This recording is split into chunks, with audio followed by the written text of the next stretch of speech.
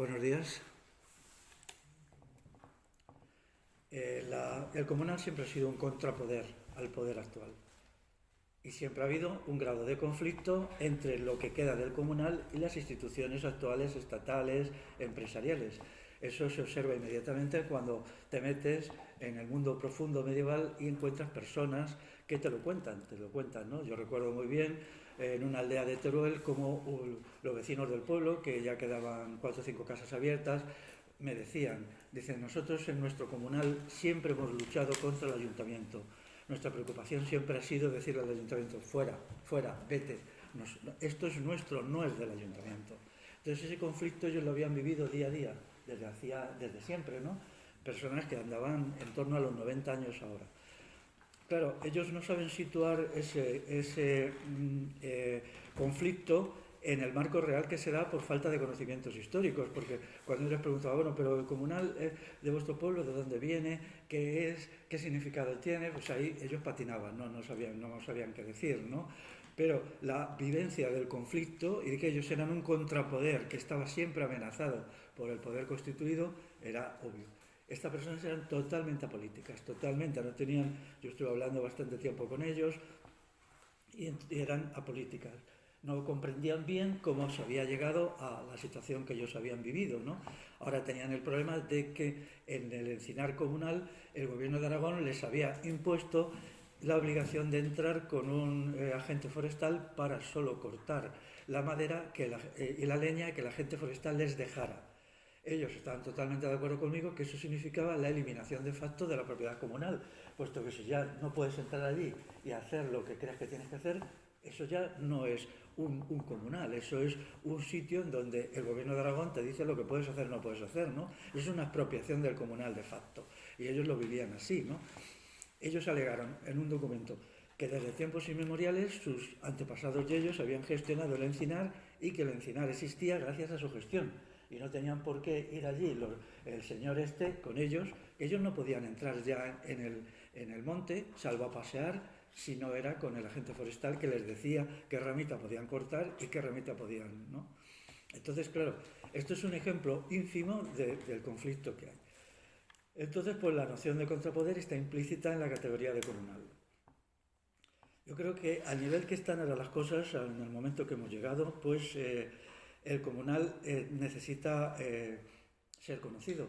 Todos los libros están vacíos de esta noción.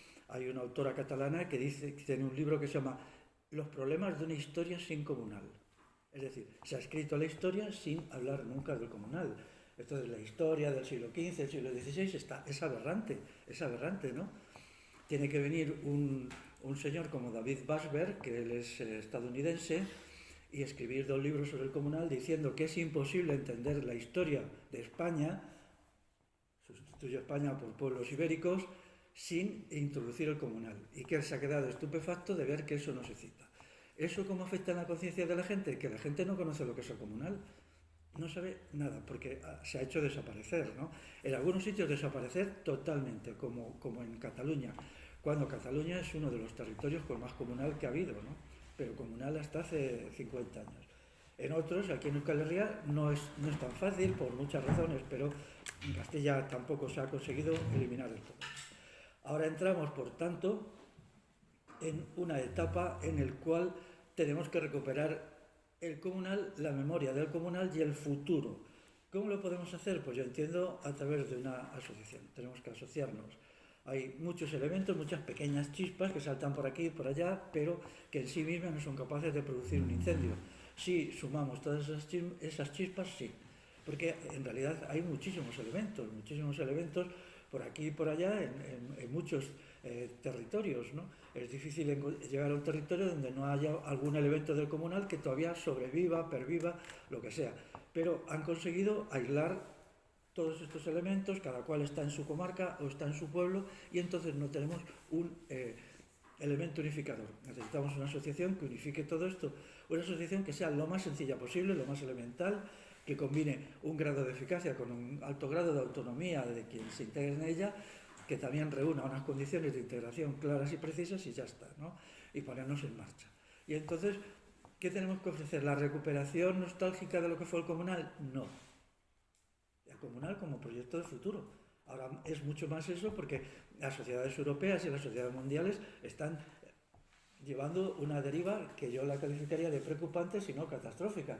Solo hay que ver las cosas que está haciendo Trump, que ahora pongo, que ahora quito, que ahora no sé qué, que ahora no sé cuántos, ¿no? Claro, ellos están obligados a hacerlo, daros cuenta. Voy a dar un dato a través de la conversación de Aitor sobre lo que ha hecho máquinas para trabajar el lino, que me parece algo tan maravilloso que ni me lo creo. Te voy a mirar otra vez para estar seguro. Nos acaba de enseñar una foto en el teléfono de sus máquinas de trabajar el lino. Yo durante un tiempo en un pueblo de Salamanca iba los veranos a aprender los trabajos de lino, pero en la manera artesanal, sin máquinas, que había hecho el grupo de mujeres de aquella aldea. Tenían, y lo habían, ¿no? Pero era dificilísimo, yo nunca conseguí entender bien lo que hacían ellas, porque ya lo aprenden desde niñas y yo no, claro. Y cuando decidieron eliminar eso porque ya ellas creyeron que se había acabado las cosas antiguas, que fue por el año, me parece que fue en 1999, pues hicieron un museo, pero ya ninguna trabajaba el lino ya. Yo ya no conocí cuando el lino y hacían sus camisas y sus cosas allí, pues eso. Entonces, en las condiciones actuales, daros cuenta, Estados Unidos, ¿por qué está haciendo lo que hace? En Estados Unidos no hay ninguna planta de producción de textil. Ninguna. Todo ha sido llevado fuera. Entonces, en un momento en que Estados Unidos tiene que luchar militarmente, ni siquiera podría dotar de uniformes a sus soldados con un producto del propio país.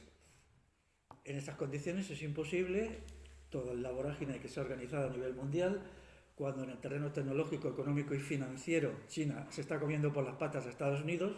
Entonces, claro, ¿qué intentan a la desesperada? Pues conseguir que Estados Unidos tenga alguna producción dentro del país, que es lo que está intentando, con unos resultados que lo veo dudosos, ¿no?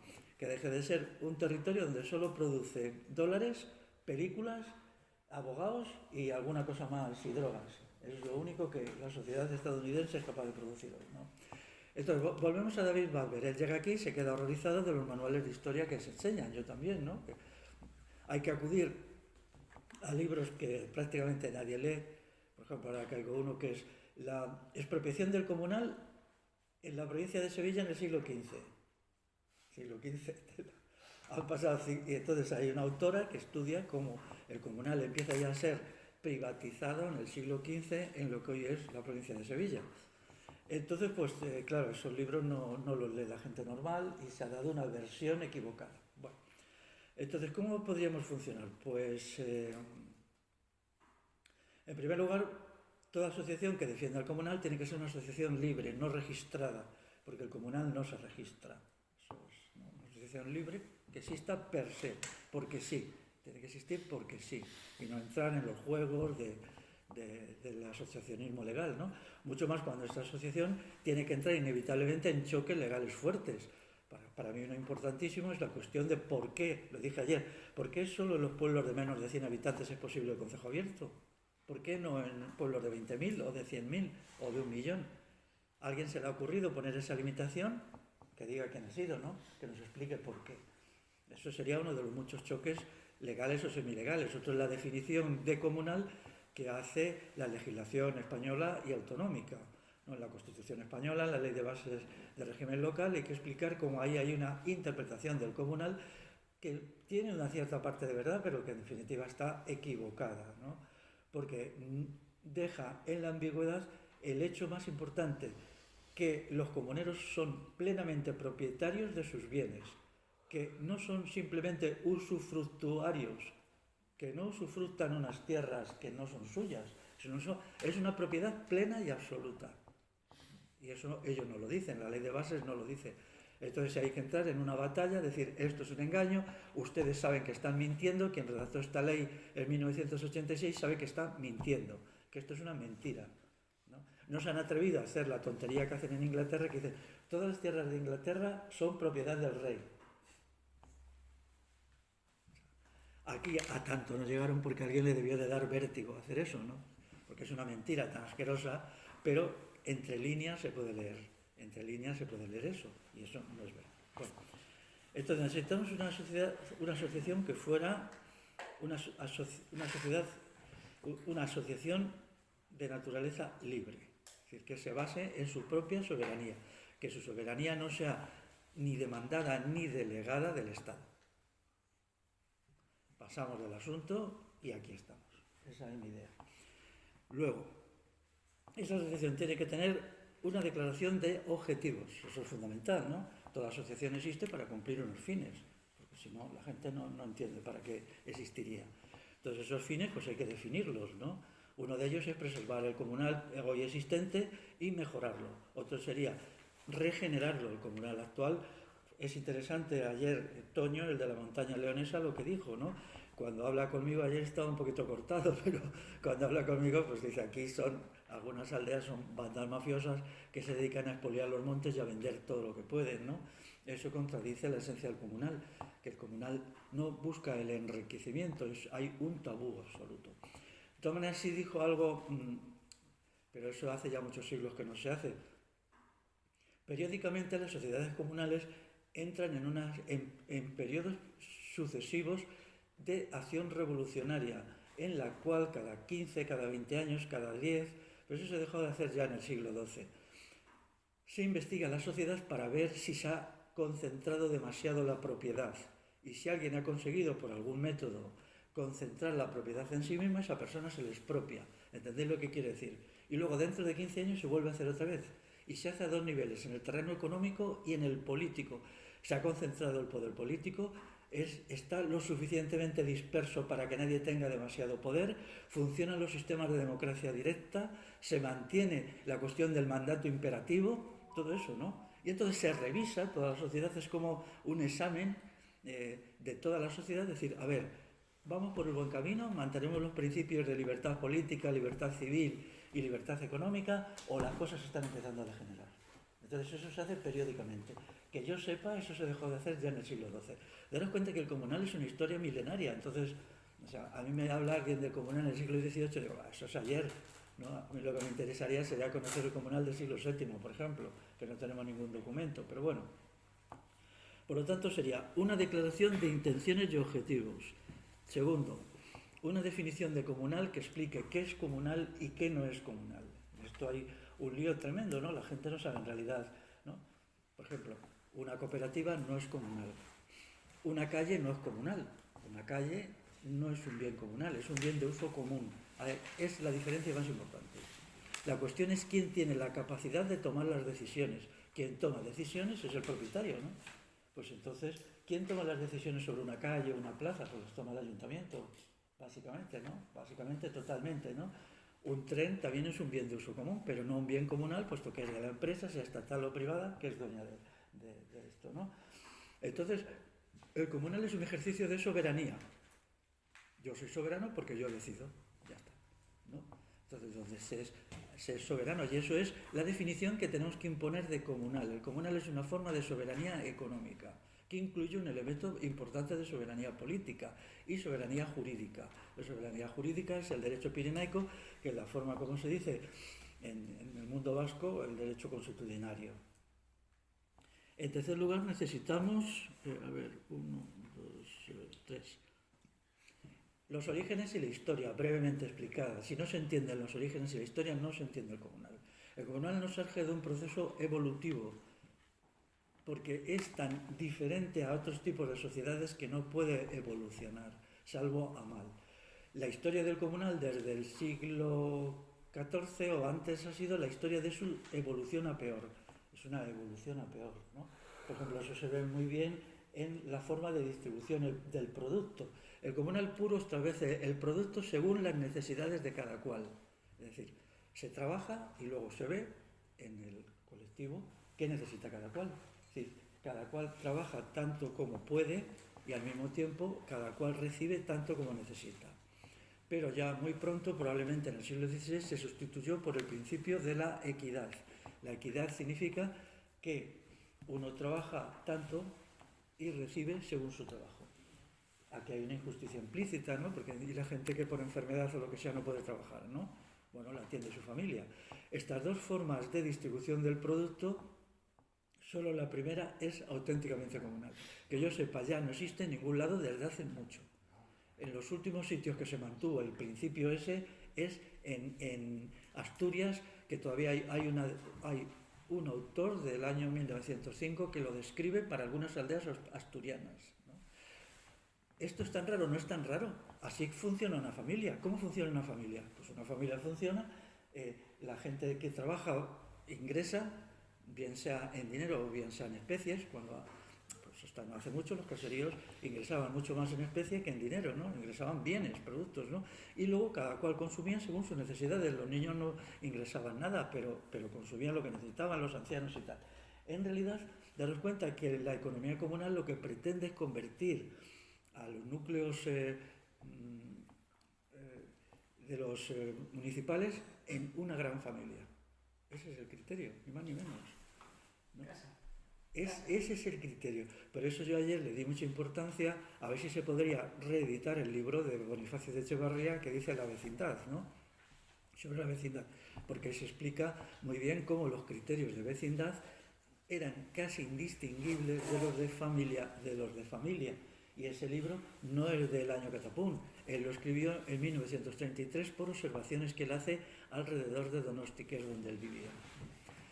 Entonces, esto sería la definición de comunal. Luego necesitamos... no, estamos en los orígenes, en la historia. Luego necesitamos unos estatutos, que tienen que ser lo más sencillos posibles, ¿no? Derechos, deberes, obligaciones y tal, ¿no? De los socios, ¿no? De qué manera se puede ser socio, ¿no? Para mí tendría que aceptar las definiciones del comunal. Yo no me sentiría a gusto con una persona que crea que el origen del comunal es lo que llama la comunidad germánica. Eso es aberrante, eso es una cosa horrible. Porque entonces resulta que los germanos son los buenos de la historia. Yo no puedo aceptar eso. Pero eso yo no sé quién lo ha inventado, me parece que se inventó a principios del franquismo, ¿no? Esto dice que el comunal no resulta de un proceso revolucionario que elimina el latifundio romano y el sistema esclavista, que es la verdad, sino que viene de que los pueblos germanos, cuando invaden la parte occidental del imperio, introducen un sistema de asambleas y un comunal. Por ejemplo, en este caso, a los pueblos ibéricos nos correspondió sufrir a los visigodos. Entonces, eso es tan ridículo que me pregunto inmediatamente, ¿dónde aparecen las leyes visigodas? El comunal. Tenemos las leyes visigodas, que es el llamado foro juzgo, que es el liber iudicionum. Los visigodos hablaban latín y escribían en latín. ¿Dónde aparece el comunal? ¿No habéis estudiado, habláis de los visigodos y no estudiáis su texto jurídico fundamental? Allí no se cita nunca el comunal porque no existía. Ellos eran latifundistas esclavistas, ellos heredaron todo el mundo romano. Entonces, pero esta idea está muy presente. Yo no me sentiría cómodo con personas que crean esto, porque además no se entiende entonces, porque es el resultado de una conquista, de violencia, de una élite guerrera. El principio del comunal es que no existen guerreros, existen personas en armas, ¿no? Cuando vemos la enmienda número 2 de la Constitución de Estados Unidos que dice todo ciudadano estadounidense tiene derecho a portar armas para defender la libertad, eso está copiado de los fueros y la normativa de la península ibérica tal cual. Los padres fundadores de Estados Unidos estudiaban bastante la historia de aquí, y ellos lo cogieron de ahí. Sobre todo Jefferson, parece ser que él era un estudioso de todas estas cosas, ¿no?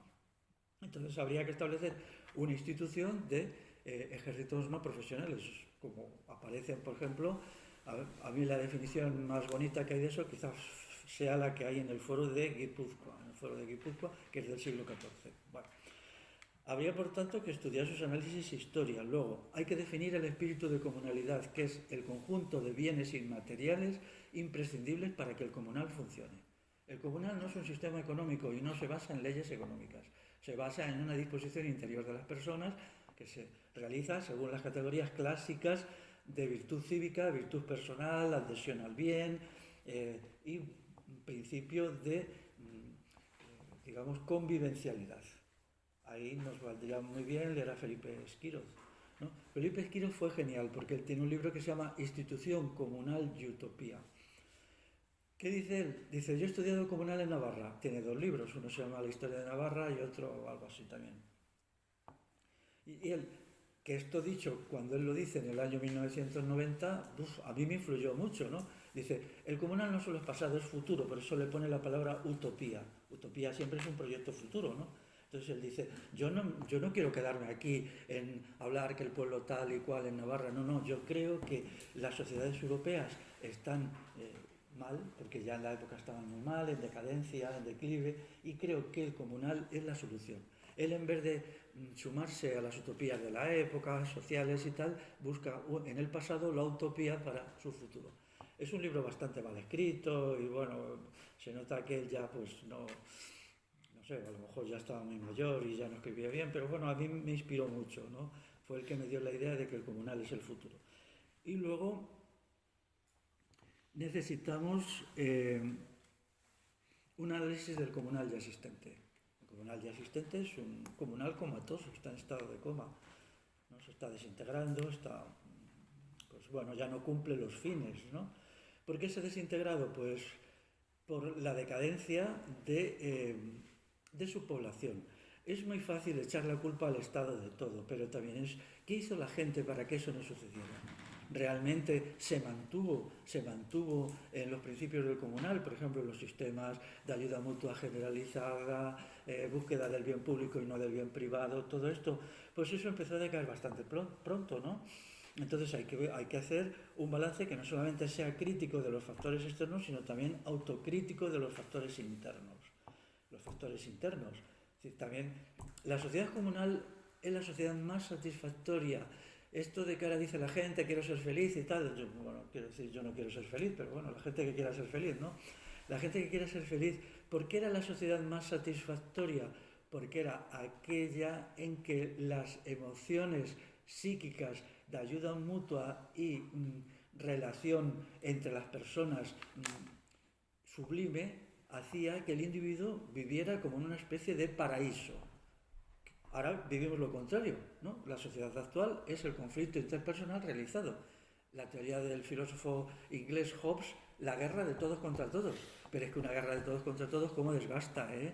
¿Cómo desgasta? ¿Cómo nos destruye eso por dentro, ¿no? Pues bueno, la sociedad comunal es el afecto de todos con todos. Para eso se construyó. Ese es el objetivo. Para eso se construyó. Y aquí hay un autor actual que es Rafael Altamira, que él es de los Países Catalanes. Entonces él lo dice, él es el único que ha entendido de todos los estudiosos que ha habido, él lo dice en un capítulo, ¿no? Él dice, claro, el objetivo de la sociedad era eso, crear una sociedad de la convivencia y la relación. Porque otros no, Joaquín Costa se va por los cerros de Úbeda, dice cosas, Alejandro Nieto, Alejandro Nieto, que tiene un libro así de gordo que se llama El Comunal, ni siquiera entra en el porqué. Él estudia la legislación y tal. Bueno, pues, y luego hay un punto más que es las vías de comunicación, que es, si esta asociación existe, tiene que ser con una capacidad comunicativa enorme, porque yo creo que es un buen momento para llevar a la gente todo esto y para animar a la gente a que se sume al proyecto de la sociedad comunal con el fin de hacerlo un proyecto que sea capaz de llegar a mucha gente. Entonces necesitamos un sistema comunicativo que incluya libros, estudios, críticas ¿no? Pues lo que ayer decía, ¿no? Con Adrián Celaya aquí. A ver, Adrián, joder, tú eres vasco, ¿vale? ¿Tú no has leído el libro de Rafael Gómez Parra que dice que cuando estudia la desamortización civil en Navarra, dice bienes desamortizados, o sea, privatizados, bienes agrícolas, bienes industriales, bienes de servicio, pueblo por pueblo, pueblo por pueblo. Por ejemplo, servicios, mesones, hospitales, tal, todo esto fue vendido. Luego, ferrerías, molinos, batanes, todo esto, ¿cómo puedes decir que el comunal solo es rural, que solo tiene bienes agropecuarios? Pero la industria que él describe, no es, o sea, Navarra no tenía esa industria porque fuera un sitio atrasado, toda Europa era igual. Incluso aquí tenían una industria igual de buena, lo único que todavía no se había implantado la gran industria moderna que es de finales del 19. Todavía se vivía pues, con la producción de hierro a pequeña escala, todo eso. Y la mayoría de esos bienes industriales del periodo anterior a la revolución industrial eran comunales. Probablemente el 80% de los molinos, las ferrerías probablemente el 60%, bueno, es difícil de saber, ¿no? Pero También hay que tener en cuenta que una sociedad futura bien constituida no tendría la diferencia tan abismal que hay hoy entre industria y agricultura. La agricultura y la industria tienen que interpenetrarse, no puede haber una zona agrícola y otra zona industrial. Eso es una aberración, ¿no? Porque entonces pues, se crea un tipo de sociedad dividida en dos sectores irreconciliables, ¿no? O que no se conocen. Bueno, entonces esta cuestión comunicativa pues sería decisivo. Yo entiendo que habría que dar como un empujón. Eso hay una palabra castellana que le dice lo que creo que hay que hacer, que es un arreón, arrear, ¿no? Y entonces presentar a la gente este modelo y que la gente se fuera añadiendo. Una parte de ello pues sería defender la gente que está luchando por salvar lo poquito que queda, porque hay pequeñas peleas en pueblos, pero claro, y esto sería el proyecto, ¿no? Como un contrapoder. Hay que tener en cuenta que si hay un poder y un contrapoder, el poder va a intentar destruir al contrapoder y lo va a intentar destruir de muchas maneras, nada es gratis, ¿eh? O sea, eso es una cuestión clara, ¿no? Porque ya veis cómo lo han apartado de la... Yo tuve muchas dificultades cuando yo me puse a estudiar esto, que lo hice solo por el recuerdo de mi infancia y por el amor a mis antepasados. Yo me quedaba atónito, ¿no? De que el Prado Concejo de mi infancia no apareciera en ningún libro de historia. ¿Cómo era posible que algo que yo sabía que era real no apareciera en ningún libro de historia? Quiero decir, ¿por qué esa palabra había desaparecido de los libros de historia que yo leía, que eran muchos ya? Entonces, bueno, pues esto no se entiende de golpe. Al principio te crea una confusión, piensas que hay algún problema en algún lado que no soy capaz de localizar, ¿no? A mí me ayudó mucho el libro de Orduña Rebollo, que son, bueno, el libro que cito, Cabildos y Concejos Abiertos, es el único, este hombre, que habla un poquito, ¿no? Pero es que yo tardé 15 años en llegar a su libro, que es, bueno, y ese libro tiene un engaño, incluso en el título. A ver, el título exacto del libro es Democracia Directa Municipal, Cabildos y Concejos Abiertos. El autor es Enrique Orduña Rebollo.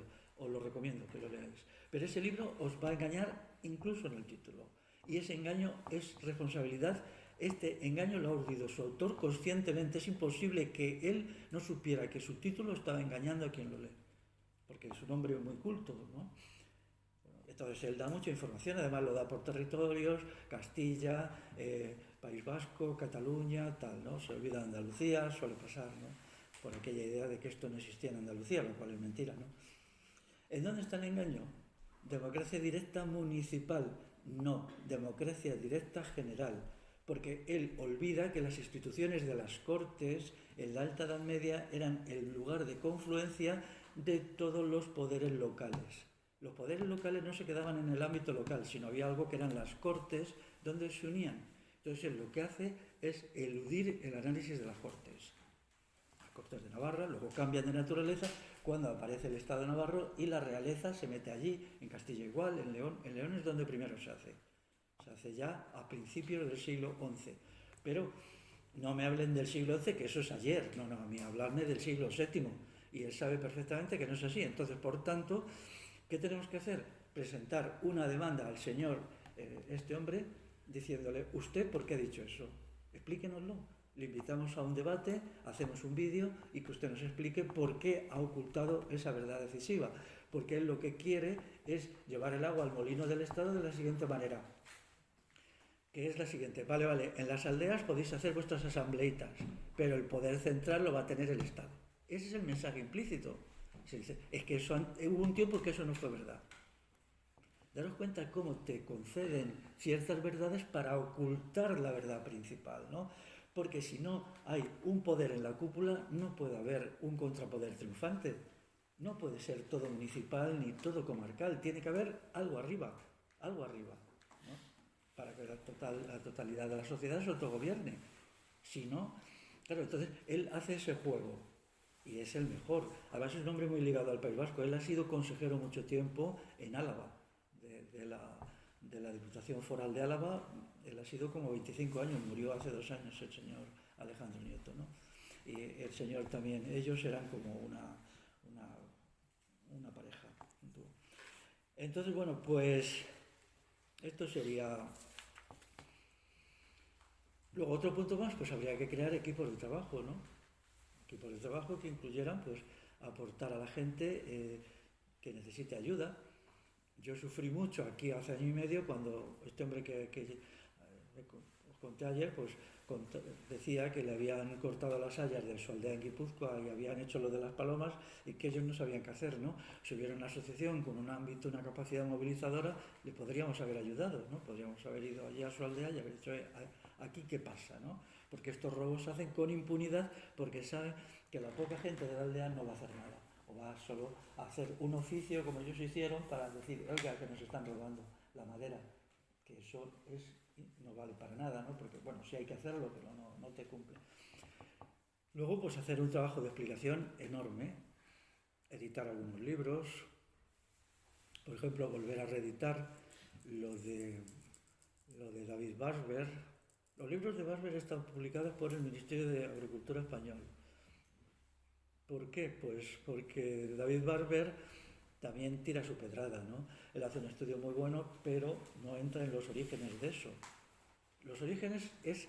La comprensión del comunal es la comprensión de sus orígenes. Si no se entienden sus orígenes, no se entienden. ¿Por qué nace, no? ¿Cuál es la naturaleza de la acción, no? Y algunas cositas, bueno, que están bien... Luego habría que considerar el asunto de ámbito europeo. El comunal es curioso, si uno coge un mapa de Europa Occidental y lo pone aquí y pone otro mapa encima con donde hay arte románico, coincide. El arte románico con el comunal, totalmente los territorios, coincide, ¿no? Porque fue un proyecto civilizador que era construir una Europa Occidental nueva, liberada de lo que había sido el horror de Roma y el horror de los reinos germánicos, ¿no? El horror de los reinos germánicos, que no se sabe lo que es peor, ¿no? Si los germanos o los romanos, ¿no? Y estas serían las tareas. Luego habría que entrar en definiciones difíciles, por supuesto, ¿no? Para mí una muy importante es definir los principios de la economía comunal, que tienen validez para todos para todas las ramas productivas, la industria como la agricultura, ¿no? Ayer contaba el caso en algunos sitios todavía funciona, el pueblo donde sacaron del monte comunal 300 troncos de pino para construir una casa, eso pasó en 2010, el pueblo, quizá tú lo conozcas, es Puebla de la Sierra, Madrid. Bueno, pues allí hubo una gente, dijo, y funcionó perfectamente, fueron al concejo abierto de la aldea y dijeron, queremos sacar como unos 300 troncos de pino, bien, hacerlo. Eso es legal. Lo que no es legal es venderlos. Si ellos buscan un beneficio vendiendo, entonces ya no. Eso ya se salen de fuera de lo que es el derecho consuetudinario. Por lo tanto, ¿qué quiere decir? La economía comunal funciona por valores de uso, no valores de cambio. Es decir, la idea de negocio queda excluida. En determinadas ocasiones tiene que ser el concejo el que se ha hecho saque madera para cambiarla por algún bien que no se produzca en el pueblo, pero no puede hacerse en el marco privado. Pero todos los bienes que se necesiten pueden cogerse, ni siquiera pedirse. O sea, la noción de comunal es, no pido que me deis estos troncos, os informo que lo voy a coger, puesto que nadie pide permiso para coger lo que es suyo, como copropietario. Eso es un detalle muy importante, ¿eh?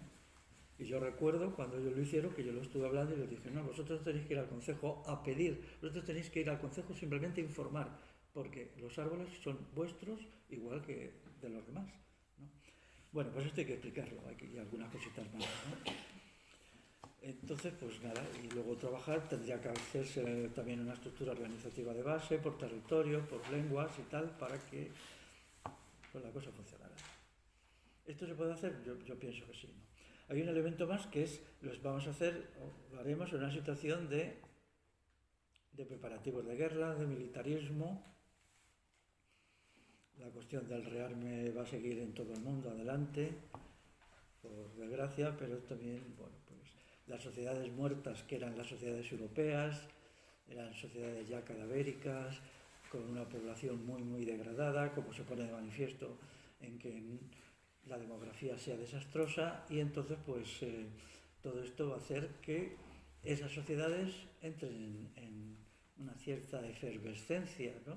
Los próximos años van a ser muy interesantes y quizá va a haber un sobresufrimiento, pero después de tanto hedonismo, tanto placerismo, que bien nos lo pasamos y todo eso, durante 60 años, pues un poquito de, a lo mejor de sufrimiento, pues va a poner a la gente en su sitio, ¿no?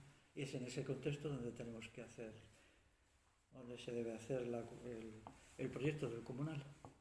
Y nada más. Si queréis hacer preguntas o intervenciones, adelante.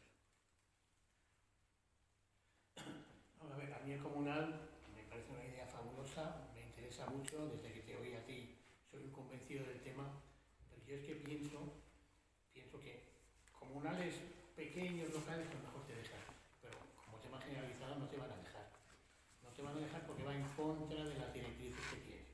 Aquí el gobierno español no manda nada, el gobierno europeo no manda nada, todos son títeres que siguen directrices que vienen más arriba y no quiero entrar quiénes son los de más arriba, pero está claro, y la directriz que hay no es esa, la directriz que hay es meter a todo el mundo del campo en las ciudades, que todo el mundo esté en megaciudades, que estén controlados, monitoreados, vigilados, etcétera, etcétera. Y el campo, nada. Entonces, claro, tú lo que planteas es justo lo contrario, una revolución que solo podría ser de abajo arriba, nunca puede ser de arriba abajo, sería de abajo arriba. Pero tendría que ser masiva, porque claro, otras cosas son comunales pequeñitos que puede haber, puede existir, que a lo mejor harán la vista gorda y los dejarán, pero el comunal como tema generalizado, como movimiento, si quieres, político, no lo van a permitir, porque la directriz que tienen es la contraria. Entonces, yo siempre le digo a la gente de mi grupo, vamos a estar obligados en el futuro a hacer muchas cosas que van en contra de la ley. O sea, vamos a estar obligados a ser proscritos, es la palabra, y nos van a perseguir. Porque si hacemos lo que quieren los gobiernos, acabamos en las ciudades, ¿no? Viviendo otra vez hacinados allí. Y eso es lo que no queremos. Estamos haciendo justo lo contrario. Nos queremos quitar del yugo de toda esta gentuza y montárnoslo por nuestra cuenta. Pero eso va en contra de sus directrices. Entonces, por las buenas no lo vamos a conseguir. Yo creo que no. Va a tener que ser por las malas. Votando no lo vamos a conseguir. ¿Sabéis cuál es el primer partido de España? No es el que os pensáis, ni el PP ni el PSOE. El primer partido de España se llama Partido Abstencionista.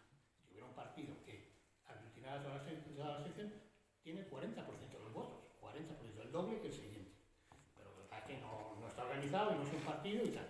Pero claro, será la paradoja esta de que el 20%, un partido político con el 20% de los votos está gobernando todo un país, al 100% del país. Y eso es la democracia, y por votación no lo vamos a conseguir. Entonces, el comunal yo creo que es un enfoque de abajo arriba, hay muchos núcleos así que empiecen y tal, pues a lo mejor lo permiten hasta que se den cuenta de la movida, pero como carácter más generalizado, yo creo que no lo van a permitir. No sé qué opinas tú. Bueno, por lo pronto tenemos muchas tareas que hacer que no llegarían al choque inmediato con las instituciones, ¿no?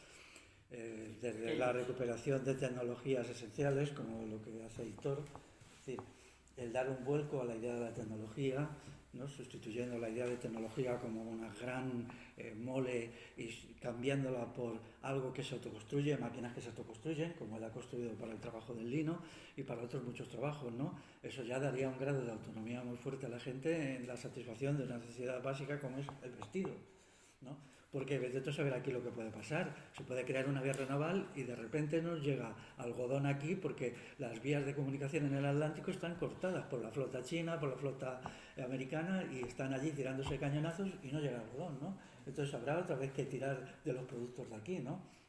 Y luego necesitamos dar a conocer la historia verdadera de lo que ha habido, recuperar en muchos sitios donde el comunal existe pero los vecinos no están interesados o son demasiado mayores, allí se pueden asentar gente más joven, en muchos sitios donde el comunal está inoperante porque no hay gente joven que lo trabaje, porque no hay gente territorial. Hay muchas tareas. Esto ocuparía 3 o 4 años y luego vete tú a saber qué puede pasar dentro de 3 o 4 años, ¿no? Quizá dentro de 3 o 4 años, si trabajamos bien, ya entremos en una fase, digamos, de enfrentamiento. Pero bueno, para entonces ya veremos qué hacemos, ¿no? Yo tengo muchísimo interés en hacer una requisitoria al Estado español, decir, ustedes por qué han mentido en la definición de comunal en la Constitución española, ¿no? E intentar ridiculizar la Constitución a partir de ese hecho, de la definición de comunal que hacen en el artículo 132. Yo llevo detrás de esto ya 10 años y lo quiero hacer en el próximo año. Sería nada más que un texto, decir, esto es una chapuza, ¿no? Y entonces ponerles a la defensiva. Hay 4 millones de hectáreas todavía de comunal según las instituciones. En realidad hay 7, porque ellos no cuentan aquellas que están de facto en manos de los ayuntamientos, las diputaciones provinciales y tal. 7 millones es el 13% del territorio que hoy domina el Estado español. Es mucho, ¿no? Ahí se puede ir gente de las ciudades al campo en esas zonas, ¿no? Algunas son zonas degradadas porque hace mucho tiempo que no se cultivan, pero otras pues no. Se puede estar allí mejor que no. Bueno, ahora el campo está sufriendo muchas transformaciones, la tierra ha subido mucho de precio en los últimos 3 años. En algunas zonas el precio de la tierra se ha doblado. Entonces se hace muy difícil asentar a gente. ¿Se ha doblado por qué? Bueno, pues eso. Bueno, pues esto sería. Yo entiendo que una fase inicial sería fácil, no llevaría choques directos, conseguiríamos tener una fuerza importante al final de esa fase y luego ya, pues ya sería cuestión de hacer frente a lo que venga, ¿no? Porque si no hacemos nada también la situación va a ser difícil. Daros cuenta que el llamamiento a la movilización de la gente para incorporar al ejército español entre 19 y 25 años está al caer. Está al caer.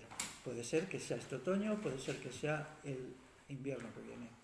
Entonces, claro, todo esto va a crear un ambiente social muy distinto. Si no se hace nada por introducir confianza, fe y esperanza en el futuro, lo que puede suceder, y ayer aquí se dijeron algunas cosas equivocadas, si a la gente se le pone en una situación límite no es siempre adaptarse o morir, no es siempre adaptarse, a veces simplemente el morir. Muchos pueblos en una situación límite han decidido morir. Por ejemplo, los guanches en el final de la conquista castellana, ¿qué hacían los guanches cuando ya se vieron perdidos?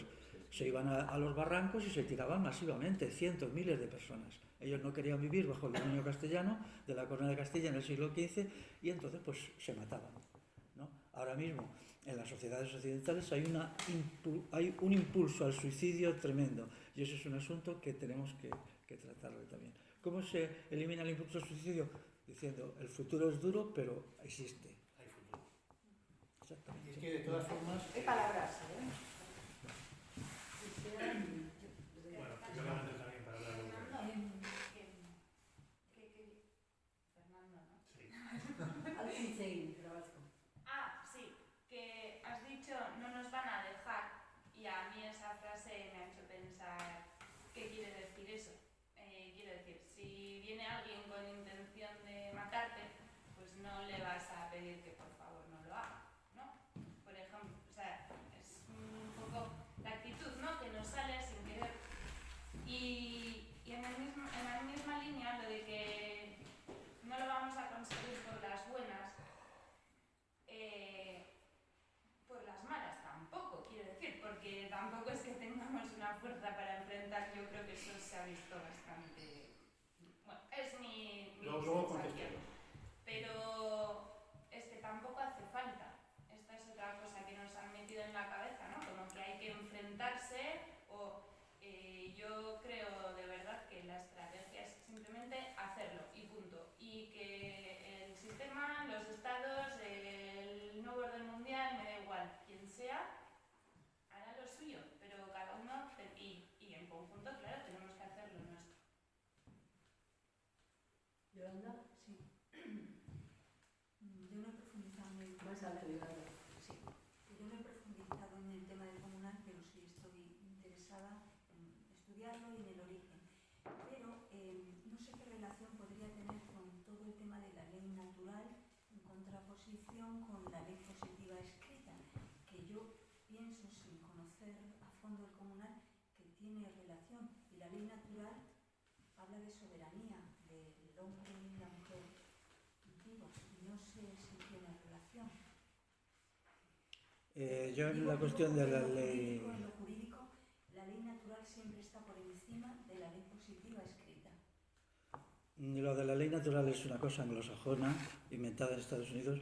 Aquí tenemos el derecho consuetudinario. El derecho consuetudinario no tiene relación con la ley natural. Es un derecho creado aquí desde tiempos inmemoriales que convierte las costumbres. Por ejemplo, la última versión del derecho consuetudinario son los fueros. Los fueros, yo estoy esperando que se edite, bilingüe en castellano y en euskera, el estudio mío sobre el Fuero de Vizcaya. A mí el Fuero de Vizcaya me parece decisivo entenderlo porque establece un sistema de democracia directa excepcional, ¿no? Otra de las fullerías que aquí se han hecho es nos hablan de la democracia ateniense. Entonces la democracia ateniense, wow, tenemos que ponernos de rodillas, que ni siquiera fue real, ¿eh? No fue lo que dicen, ¿no? Es que esas cosas, vamos a ver, nosotros tenemos que ir a las grandes cuestiones de nuestra cultura, que es la cultura occidental. La ley natural es un invento de la derecha de Estados Unidos para falsear eso. Entonces, se nos dice, la democracia ateniense. Yo ya recuerdo que hace 15 años yo decía en algunas charlitas, bueno, bien, quizá, ¿y el Fuero de Vizcaya qué? Y todo el mundo se me quedaba mirando como diciendo, pero qué tonterías, ¿cómo vas a comparar una paletada como el Fuero de Vizcaya con... Sobre todo si lo decía fuera de Euskal Herria, es que nos miraban como si estuviera instalado, pues no señor. O sea, si se lee entre líneas, porque el Fuero de Vizcaya es muy complicado. Allí había un sistema de democracia directa, una forma de gestión del comunal, aunque el libro solo usa el fuero 2 veces la palabra. Entonces, aquí hay una riquísima legislación, una riquísima, que es lo que nosotros tenemos que aprovechar porque forma parte de nuestras tradiciones y de lo que nosotros somos, ¿no? Luego han pasado los siglos y han cambiado mucho, ¿no? Pero, o sea, yo no puedo aceptar que todas las cosas de la península ibérica sean ninguneadas por gente que nos trae productos estadounidenses. No, no. Yo ahí me declaro totalmente a favor de lo propio. Es lo propio, lo nuestro, lo de los pueblos europeos y los pueblos ibéricos, porque es lo que somos. Entonces, claro, que es así, ¿no? Y a mí me duele, por ejemplo, que no se estudien cosas como esta, ¿no? Cuando, pues... la cuestión de cómo se crea el derecho consuetudinario y que no se le dé ninguna importancia al estudio de David Algarra sobre el comunal en Cataluña, que a mí me parece un estudio, por un lado, tengo allí algún libro de David en la mesa, es un estudio al mismo tiempo lleno de errores y al mismo tiempo un estudio buenísimo, buenísimo, ¿no? Yo lo he estado leyendo hace un mes y le mandé el otro día una nota de felicitación a David y me contestó. Y le invité, me dijo que no podía venir, pero bueno, daros cuenta, y todo eso salió de una conversación entre él y yo hace 10 años. Yo hice un comentario, oye, alguien tenía que estudiar el comunal en Cataluña. Y él me dijo, pues sí, es verdad. Digo, porque aquí lo que se ha hecho es una atrocidad, se ha falseado todo. Y él... bueno, se ha puesto y es una persona muy trabajadora, muy cumplidora, con mucha conciencia de deber y lo ha hecho. David tendrá 50 años ahora, quizás no llegue, ¿no? Entonces, pues eso es lo que tenemos que hacer, ir sacando trocitos de la historia y ponerlos y decir, esto es la verdad, ¿no? Hay muchos trozos que son difíciles de encontrar, ¿no? Pero, bueno...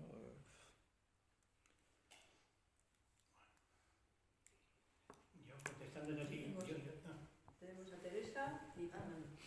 Solo que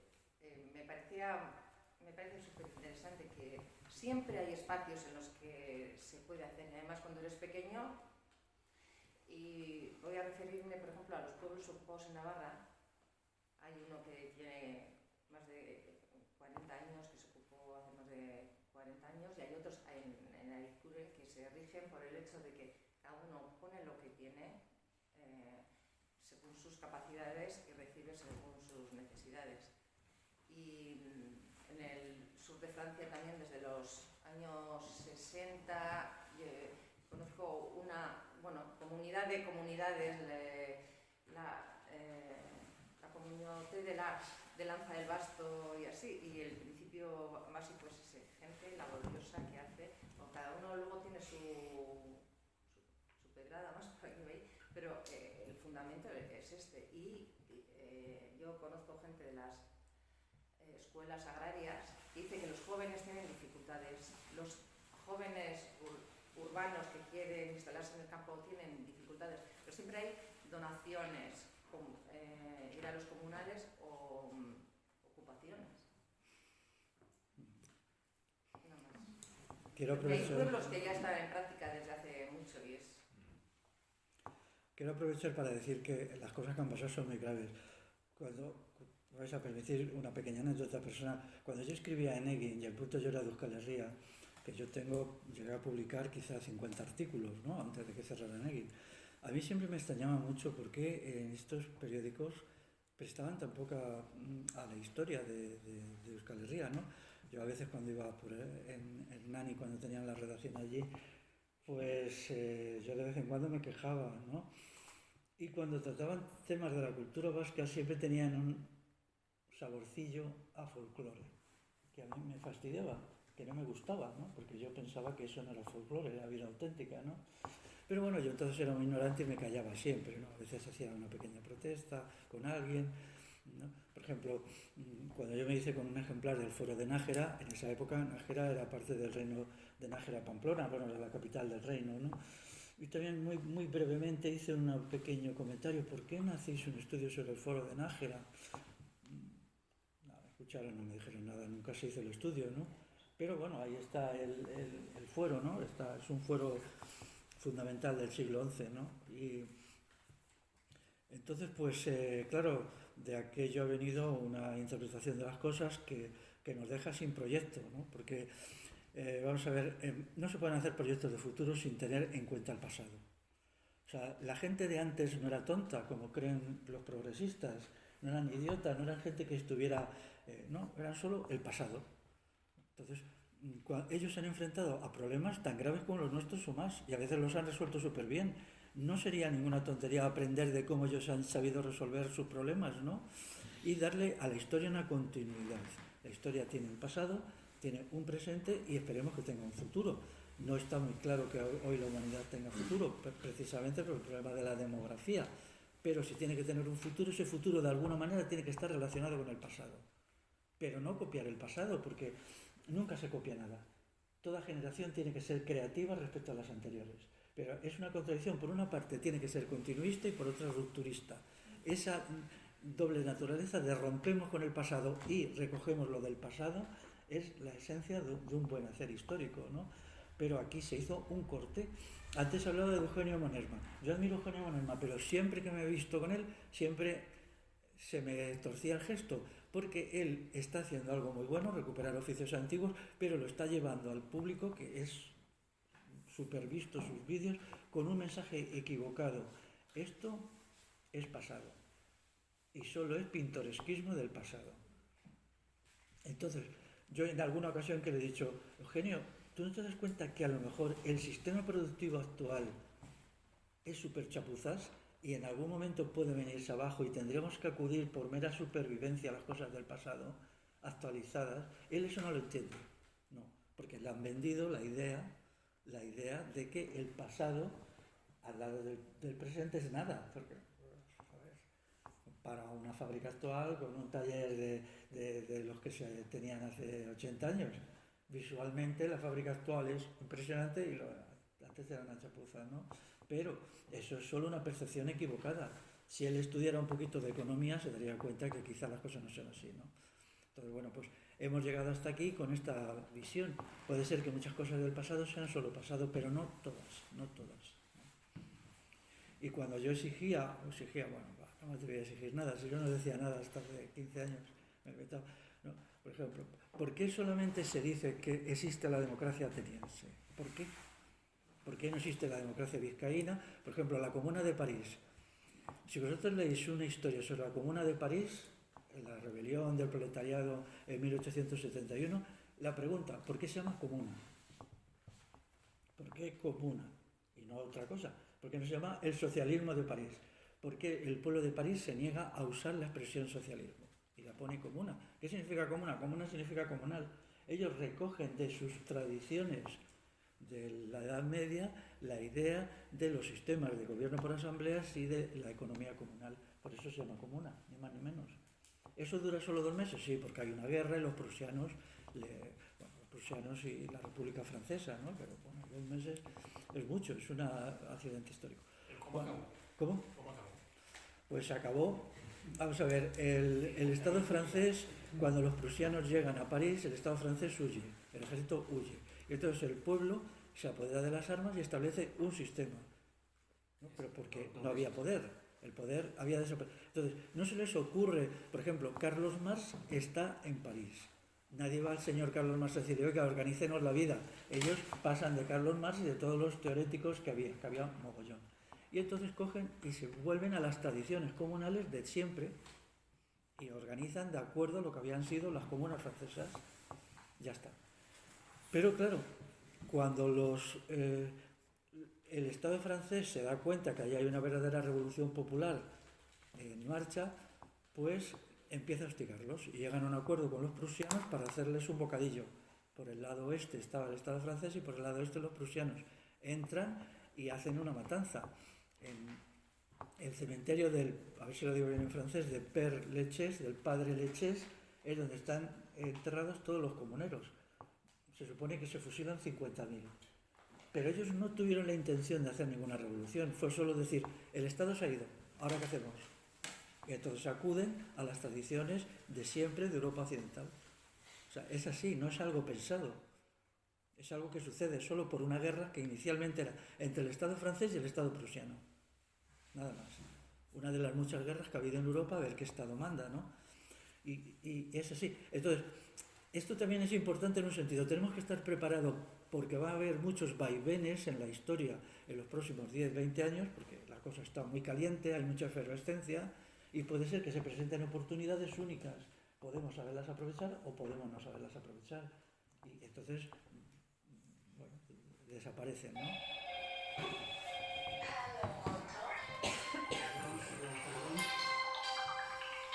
Aprovechando momentos de publicidad, yo voy a recordar la experiencia urbana de Pucuxa en Bilbao, que ocuparon en el barrio de Recalde unos antiguos talleres, eran fábricas o así, y montaron los jóvenes de la zona talleres de autogestión, unos enseñaban a otros, había una cadena de creación de talleres de todo tipo, montaron un comedor social súper barato para gente del barrio, cuidados ancianos, de todo, o sea, todo tipo, una sociedad, era alucinante.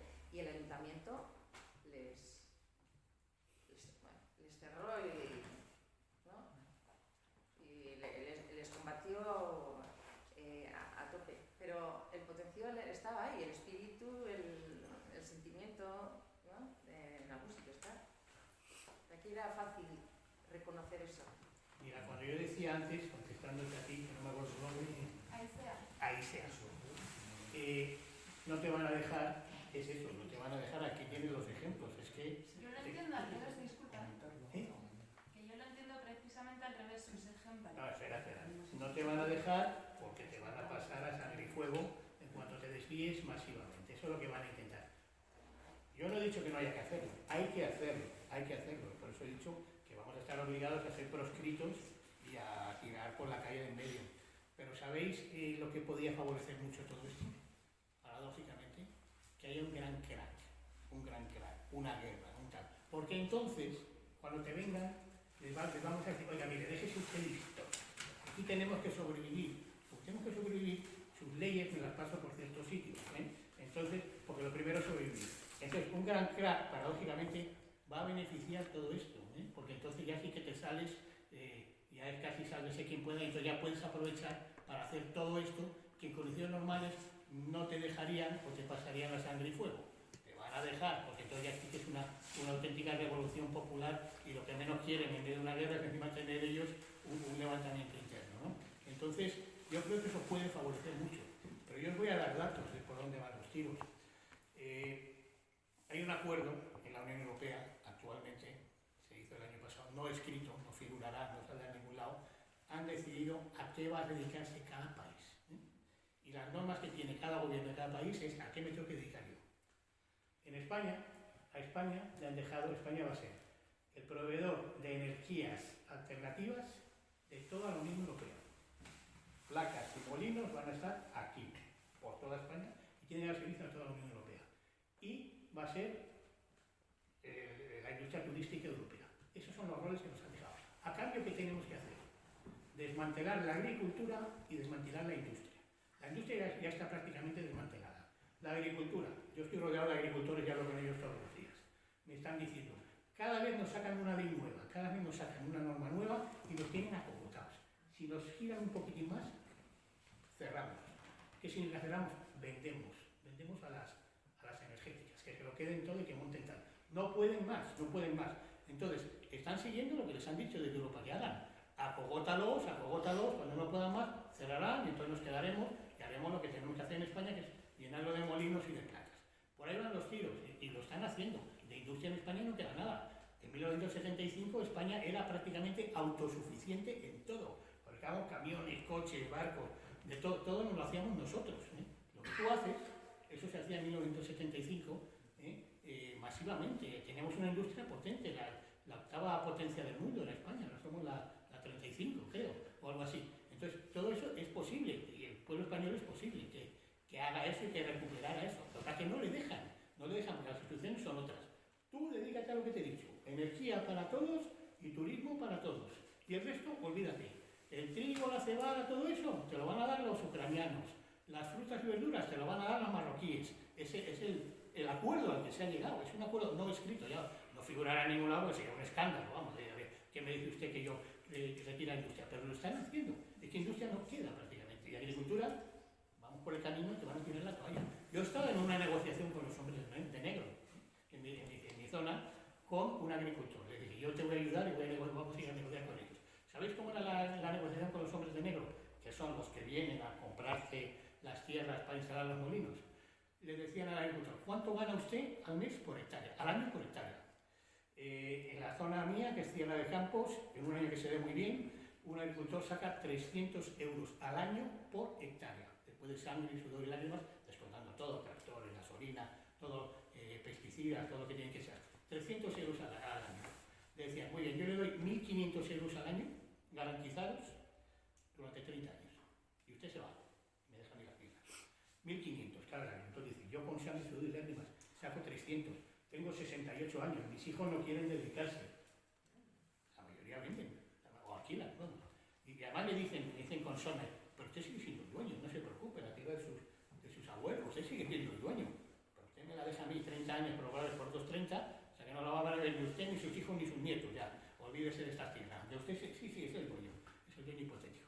Claro, te dan 5 veces, yo estuve en la negociación, lo he oído. Yo le recomendé al agricultor que no vendiera, y no vendió, de momento, pero han vuelto otra vez, y vuelven con más historias. La mayoría está vendiendo.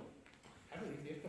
Encima, el gobierno ayuda porque te da otra vuelta de tuerca, y otra vuelta de tuerca, y otra vuelta de tuerca, y al final dice, coño, vendo y me voy a mi casa y me llevo una pasta, ¿no? Entonces, esa es un poco la historia. Entonces, el comunal está muy bien, pero el comunal va justo en contra de todo lo que están intentando hacer. Porque el comunal no es para montar placas solares, el comunal es para cultivar y hacer otras cosas, ¿no? Entonces, va en contra. Entonces, por eso digo que no te van a dejar, van a intentar no dejarte. Otra cosa es que no lo aceptemos. Y por eso decía que una gran crisis es lo que puede ayudar. El comunal, según he entendido yo, no es para lucrarse, no es para hacer dinero, es para sobrevivir, Claro, para subsistencia, para autosubsistencia, ¿no? Y yo, esa idea de que la catástrofe nos ayuda, creo que es impreferible. Preferible que no haya catástrofe. Es preferible que no haya catástrofe. Esa idea de que cuanto peor, mejor, creo que no es bueno, porque en situaciones de catástrofe quienes más perdemos somos nosotros. Bueno, Entonces, pues es hay cosas... aprovechar el problema como trampolín, pero no pedirnos más problemas de los que ya Puedes hacer tienen. cosas que no harías en condiciones normales. Un poco medir un poco más. Sí. Eso Y es- tengo ni fallas, Primero está- y es para responderle. Claro, gracias. Sí, puedo. Vale. Sí, claro. Que, a ver, Y yo vamos veo. a ir, disculpad, vamos a ir terminando, porque eso ya nos ha avisado el vídeo que está llenándose. Que tienes un montón de datos y tal, y, o sea, en general puedo estar de acuerdo, pero me choca mucho dos ideas que has dicho. Yo creo que apunta a la clave de donde, desde mi punto de vista, te estás equivocando. Algo así como no lo vamos a conseguir masivamente, claro. Yo siempre he dicho que Espera, por que núcleo. déjame terminar, por favor. Porque yo creo que esa es una de las claves. No hay que conseguir nada masivamente. Para mí, la masa, así como en general, ya vemos cómo va. Entonces, tampoco puedes salvar a nadie que no quiera ser salvado. Y por otra parte mencionabas la agricultura y tal, y yo me estaba acordando de lo que decía ayer Gozzone, que el mundo rural está muy contaminado también. Claro, es que eso puede que se nos olvide. Entonces, hablas de un modelo de agricultura, entiendo yo, intensiva, en fin, habría que ver cómo es eso. O sea, el que vende porque saca 300 euros al año, ¿qué plan de vida tiene? ¿Cómo quiere? Si tú te dedicas a la agricultura, al igual que a la construcción y a la enseñanza y a no sé qué, en escala pequeña, y esa creo que es la clave de las dos ideas, ¿no? No necesitas igual ni 300 euros al año, yo qué sé, porque ya tienes cubiertas todas tus 300 necesidades euros por hectárea, en la comunidad. Por hectárea, no que saques solo 300 euros al año. 300 euros por hectárea. Pues mejor aún me lo estás poniendo. Ya está, ya terminado. Jesús. Sí, yo iba a cambiar de tema porque tenía una duda a Félix, bueno, si la gente sabe, lo de los orígenes del comunal, ¿no? Que comentas que la Revolución Bagauda y la caída del Imperio Romano. ¿Se sabe si hubiera antes del Imperio Romano relaciones de comunal en la península ibérica o en otro lugar del mundo? A mí es que me interesa mucho la antropología y los orígenes del ser humano y quería preguntarte eso. Posiblemente sí, pero no lo Seguro. podemos probar documentalmente, ¿no? Los pueblos prerromanos probablemente sí, pero hay que tener en cuenta lo que era el Estado romano. El Estado romano era súper dominante. Su eficacia enorme destruyó todo lo que dominó. Entonces redujo a su manera de vivir y a su legislación a todo. Lo único que se salvó, de hecho, fueron 2 o 3 lenguas: el euskera, el bretón en Bretaña, quizá el galés y alguna otra en los Alpes, que luego desapareció para el siglo XVIII, ¿no? ¿Y el castellano y todo esto qué? ¿Cómo? ¿Castellano? Por latinos. Posterior. No, esos no son latinos. ¿Quién? No venimos del latín. ¿El cuál? El castellano, que es una lengua Bueno, prerromana. bueno, el libro de Carmen tiene algunos defectillos que... No, está claro. Sí, El sí. castellano tiene mucho de euskera. Bueno, Y el latín no se llegó a hablar.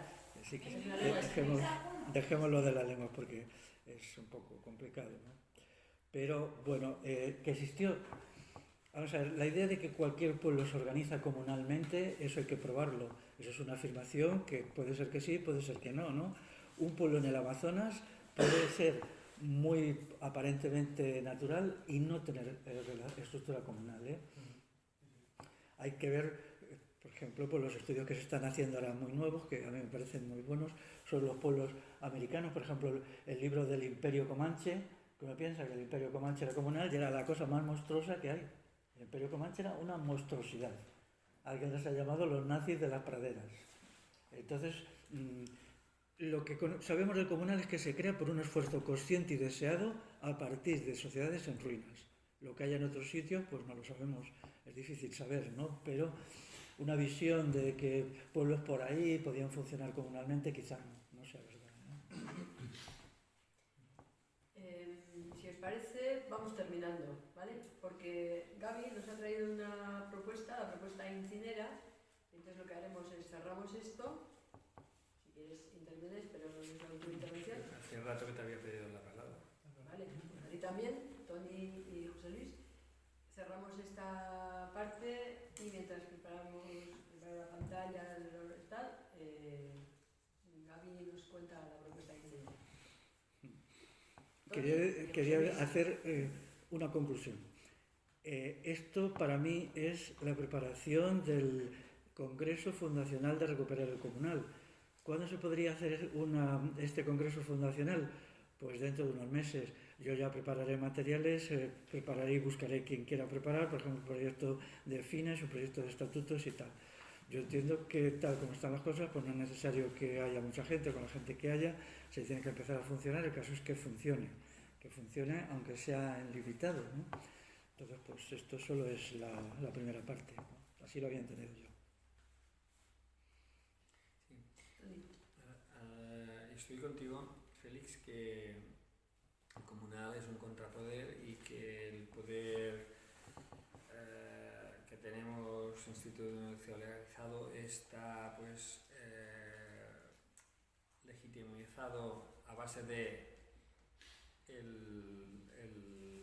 todo lo que es la legislación positiva escrita. En cambio, el comunal funciona por derecho consuetudinario, la tradición, el derecho hablado, y eso habría que preservarlo y tal, ¿no? Pero cuando ahora nos estamos reaccionando con la sociedad que tenemos y nos vamos a los pueblos, la urbanización y tal, pues esas parcelas hay que inscribirlas, porque si no dejamos algo que, como que se dice vulgarmente, con el culo al aire, ¿no? Entonces, tenemos que actualizar, creo yo también es una de las ideas que has dicho, y avanzar para poder conseguir algo. Entonces, las cooperativas, enlazo esta idea con la cooperativa, porque sí que fue, después del movimiento comunal, bajo mi punto de vista, lo más próximo al comunal y al régimen comunal para sacarle un provecho, solo un provecho de la necesidad, no como negocio, fueron las cooperativas que había de agricultores y tal en todos los pueblos.